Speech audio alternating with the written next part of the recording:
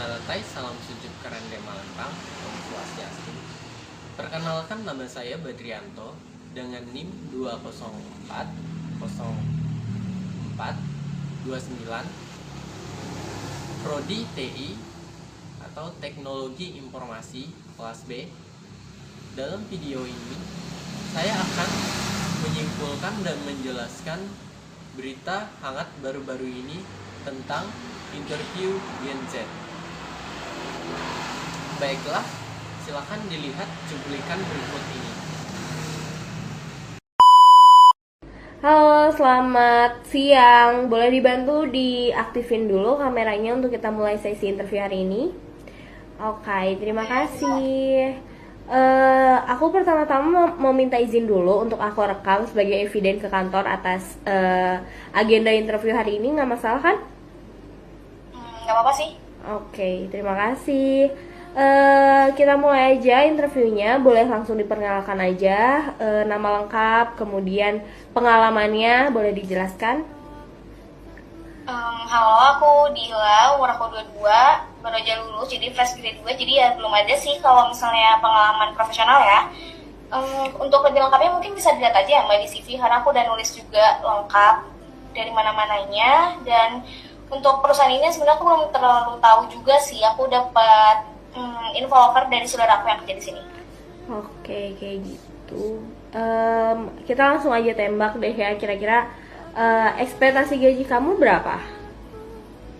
Sekarang kan UMR Bandung tuh sekitar 4 juta ya Mbak, jadi mungkin ya wajarnya sih untuk sama biaya makan, kos dan lain-lain di 6 juta. Oke. Dengan kamu yang nggak punya pengalaman, fresh graduate, dan saya juga merasanya kamu interview hari ini berbicara dengan HR seperti orang tidak punya etika, memberikan ekspektasi gaji seenak jidat kamu tanpa mengukur kompetensi kamu. Rasanya kayak di saya sendiri itu hal yang kurang menyenangkan ya. Kamu jadinya seenaknya gitu. Ini belum diterima kerja tapi kok saya udah ngeliat bibit-bibit yang tidak beretika gitu ada di kamu. Kayaknya kita nggak bisa terusin proses interviewnya. Saya nggak bisa nerima kamu untuk ada di perusahaan ini karena kita butuh orang yang selain pintar, kita juga butuh orang yang beretika juga, punya sopan santun gitu. Dari first meet kita aja kamu sudah terlihat tidak beretika sekali ya.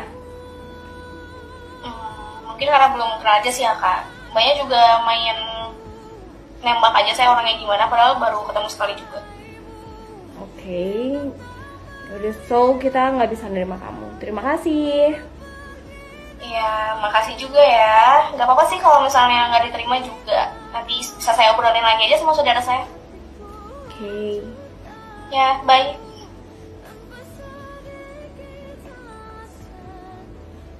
Jadi dia yang marah. Oke, mari kita bedah dari dialog kedua belah pihak tersebut. Apa itu Gen Z? Secara singkat, Gen Z atau generasi Zoomers didefinisikan kelahiran dari tahun 1997 sampai 2012. Sebagai sosial pertama yang tumbuh dengan akses internet dan teknologi digital portable, Gen Z dikaitkan memiliki kemampuan beradaptasi yang cepat terhadap teknologi, kecerdasan digital, dan kecerdasan sosial yang tinggi. Mereka juga cenderung pragmatis, berpikir kritis, dan kreatif. Namun, hal tersebut menjadi timbal balik dari Gen Z.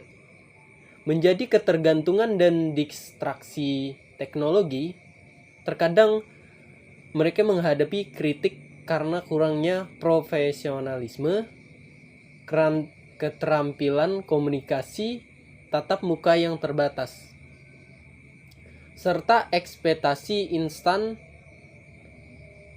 dan kurangnya kesabaran seperti yang terlihat pada cuplikan tadi. Dalam ajaran Hindu, etika komunikasi sangat ditekankan karena dianggap sebagai bagian integral dari perilaku dharma atau kebenaran dan mencapai moksa atau pembebasan. Berbagai sloka dari kitab suci Hindu membahas prinsip-prinsip ini, yaitu Manawa Dharma Sastra atau bab 2 sloka halaman 160. Di situ disebutkan Satyam bruyat priyam bruyat no na bruyat satyam apriyam. Priyam ca narutam bruyat esa dharma sanatana. Artinya, berkatalah yang benar, berkatalah yang menyenangkan. Janganlah mengatakan kebenaran yang tidak menyenangkan. Jangan pula mengucapkan kebohongan yang menyenangkan. Inilah dharma yang abadi. Sloka ini menekankan pentingnya kebenaran atau satyam, tetapi juga mempertimbangkan kesenangan atau priyam. Artinya meskipun kita harus berbicara jujur, kita juga harus memperhatikan cara penyampaian agar tidak menyakiti atau menyinggung orang lain. Namun hal ini tidak berarti kita boleh berbohong demi menyenangkan orang lain. Keseimbangan antara kebenaran dan kebaikan atau penyampaian yang menyenangkan adalah esensi dari komunikasi yang etis. Lanjut lagi, Bhagavad Gita bab 27 di halaman sloka 15 menyebutkan anu wagarakam pakyam satyam priyahitam cayat. Swatyanya abasanam kaiwa pakmayam ta uciat. Artinya, ucapan yang tidak membuat orang gelisah, yang benar, menyenangkan, dan bermanfaat, serta pembacaan Weda secara teratur, itu disebut tapa ucapan atau tapa verbal. Sloka ini membahas tentang tapa verbal atau disiplin ucapan, salah satu bentuk pengorbanan atau disiplin diri. Ia menguraikan 4 kualitas ucapan yang baik.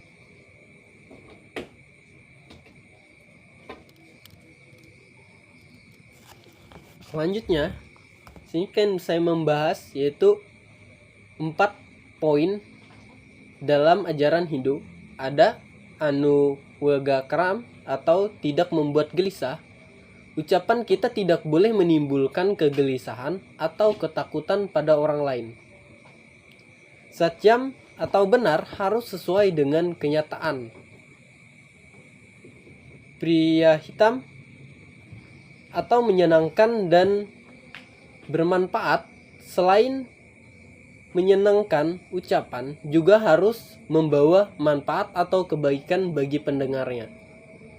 Selanjutnya, swatyatya abhyasam atau pembacaan Weda secara tidak langsung menunjukkan pentingnya studi kitab suci untuk memurnikan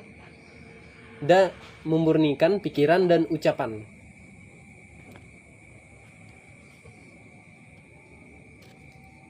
Manawa Dharma Sastra bab 5 sloka halaman 138.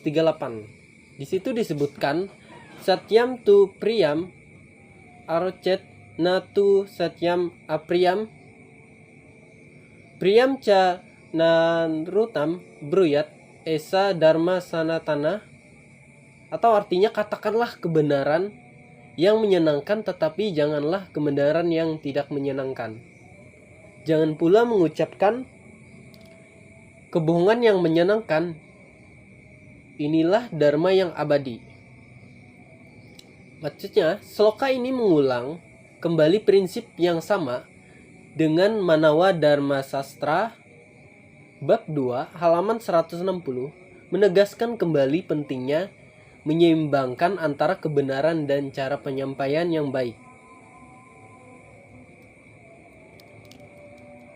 Selanjutnya membahas tentang Chanakya Niti.